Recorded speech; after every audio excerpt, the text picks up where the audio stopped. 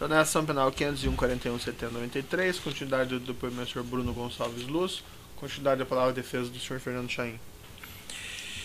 Retornando, Excelência, o senhor, a respeito desses contratos que o senhor mencionou, que talvez tenha ou não, o senhor se recorda como o Fernando Chaim supostamente entregou esses contratos ao senhor?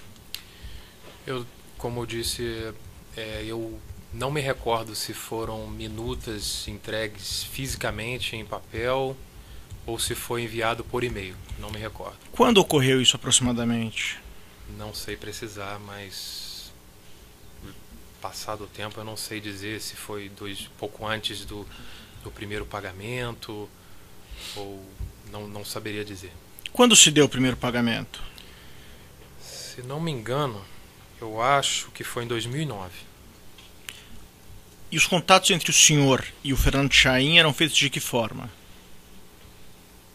Normalmente eu ligava ou mandava mensagem para o celular dele, mas a gente sempre tratava pessoalmente nas vezes que nos encontramos. E esses pagamentos que o senhor e o senhor Fernando Chaim teriam cobrado e realizado, o senhor sabe me dizer se o Fernando realizava pessoalmente esses pagamentos, ou se ele tinha conhecimento que se tratava aí de uma operação ilícita? O que acontecia era que eu cobrava o Fernando, conforme eu tinha recebido a instrução do meu pai, e os pagamentos eram feitos posteriormente às cobranças feitas a ele. O primeiro contato que o senhor teve com o senhor Fernando Chaim foi nessa reunião, e em seguida o senhor passou a tratar com ele por telefone?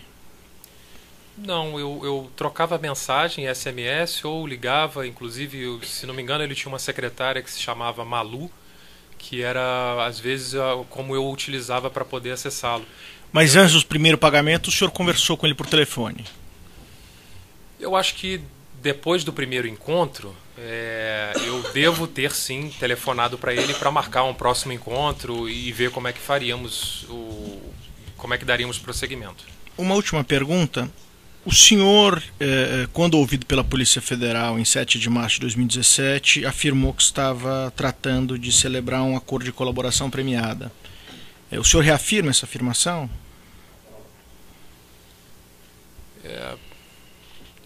Eu afirmo que a gente tem mantido contato com a Polícia Federal e temos conversado com o Ministério Público, mas não temos absolutamente nada afirmado.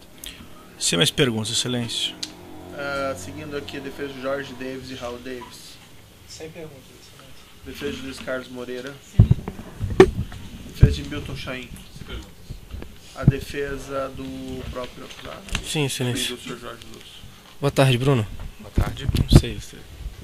Ele pode ficar só... porque é difícil. Eu quero. Porque ficar falando pra nuca dele...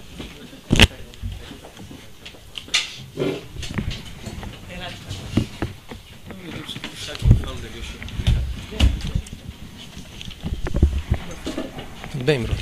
Tudo bem. Vamos lá.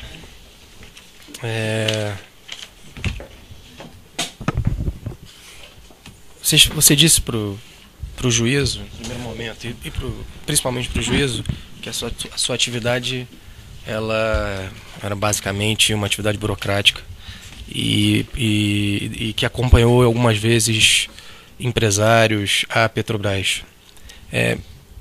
Além disso, você quando você mantinha essa relação com esses empresários, você tinha que estudar alguma coisa, você tinha que desenvolver algum projeto, só para ficar... Toda vez que eu acompanhava algum empresário para levar uma tecnologia, ou um negócio, ou um serviço à Petrobras, eu fazia o meu dever de casa, que era estudar o que eu estaria levando para oferecer à Petrobras.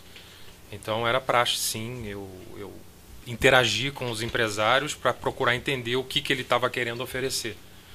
E várias foram as vezes que houveram reuniões com donos de empresas, empresários, e que simplesmente não foram adiante porque eram coisas que não tinham sentido. Entendi. Eu só para esclarecer, Sua Excelência fez uma pergunta, o doutor Moura fez uma pergunta para você, Bruno, e você respondeu de uma forma, mas eu acho que você não está entendendo, você está baseado basicamente nos fatos desse processo. Então, sem entrar em fatos de outros processos, Ok. sem entrar, mas eu quero que você responda sim ou não. Em um dado momento da sua relação com seu pai, você toma conhecimento que ele pratica atividade ilícita? Sim. E depois desse dado momento, se você pudesse precisar, você foi um pouco antes desse episódio, foi mais ou menos na mesma época em que houve o contato com a Chain? Foi mais ou menos na mesma época com o assunto da Chain. E com o passar do tempo, você foi tomando mais, cada vez você foi conhecendo mais, cada vez mais a realidade da atividade dele? Sim, isso aconteceu. E eu até, com o passar do tempo, também fui buscando atividades para mim, também nesse ramo, onde eu intermediei negócios, fiz negócios, mas que não tinham ilícitos, ilegalidade. E fui, a partir do momento que o tempo foi passando, eu fui conduzindo os meus negócios também. Entendi. E sem dizer o nome de nenhum episódio, o seu, né? Eu vou ser mais concreto, para evitar que a gente invada outra seara. Em algum momento você assessorou o seu pai em algum episódio posterior a esse que envolvesse atividade ilícita? Posterior a esse... De 2010. Sim. Perdão. Só dentro do que o Ministério Público fez uma pergunta, para eu não perder nessa perspectiva, o Ministério Público fez uma pergunta que pode ter sido um pouco confusa na minha visão, de que as suas contas no exterior o senhor não declarava. Aí você me até respondeu dizendo, não, as contas eram do meu pai. Você tem conta no exterior? Eu tenho contas no exterior, todas elas são declaradas, tanto no Banco Central como para a Receita Federal. Os negócios que eu fiz usando as minhas contas no exterior foram de trabalhos executados no exterior e recebi no exterior, e as minhas contas estão declaradas ao Banco Central e ao fisco, à Receita Federal. Agora, cabia a mim decidir qual era a estratégia com relação àquilo que era meu. Meu pai, talvez pela educação militar dele, ele não era muito uma pessoa que aceitasse que eu dissesse para ele como ele tinha que fazer os negócios dele ou organizar os negócios dele. Eu tinha que fazer da forma como ele pedia que fosse feito. E eu fazia como ele pedia que fosse feito. As coisas dele eu fazia como ele pedia que fosse feito. E depois se eu pudesse, como é que eu vou fazer essa pergunta? Mas não sei se naquela época, mas certamente depois disso tudo você já conversou com o seu pai sobre... Bom, obviamente, depois de preso, eu vi o meu pai chorar 2 vezes na minha vida. Uma vez quando o pai dele morreu, e a segunda vez quando nós estávamos na carceragem da Polícia Federal, onde ele se desculpou por ter me metido nessa confusão e pedindo perdão e dizendo que isso servisse de lição para que eu não cometesse o mesmo erro que ele cometeu com os meus filhos.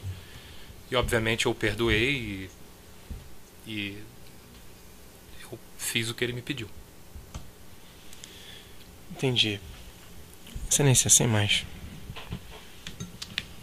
O senhor gostaria de dizer alguma coisa ainda ao final, senhor Bruno? Gostaria sim, excelência.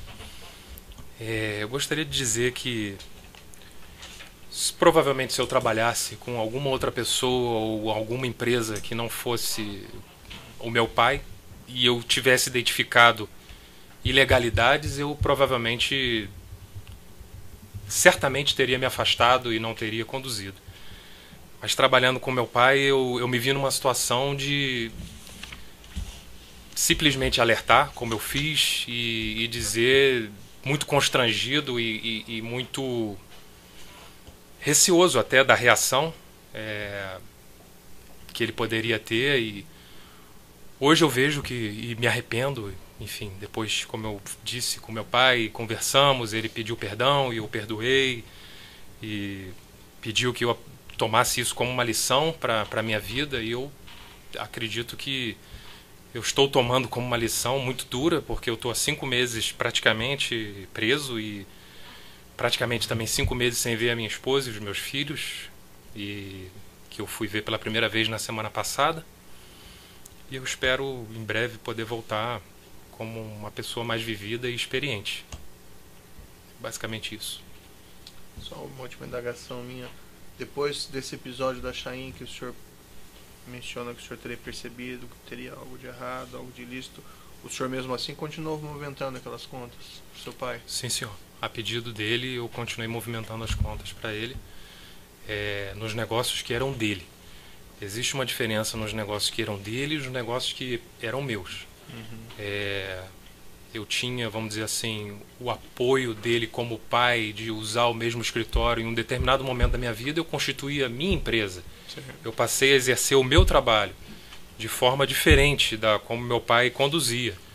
Até porque eu não tinha os contatos dele no ramo político e não tinha contatos dele no, vamos dizer assim, no escalão Petrobras. Eu tinha algum contato de pessoas que eu desenvolvi tecnicamente, mas eu conduzia de uma forma diferente como a que meu pai conduzia. Tá certo, senhor Bruno. Então eu vou declarar encerrado o depoimento. Senhor Bruno Gonçalves Luz, pode interromper.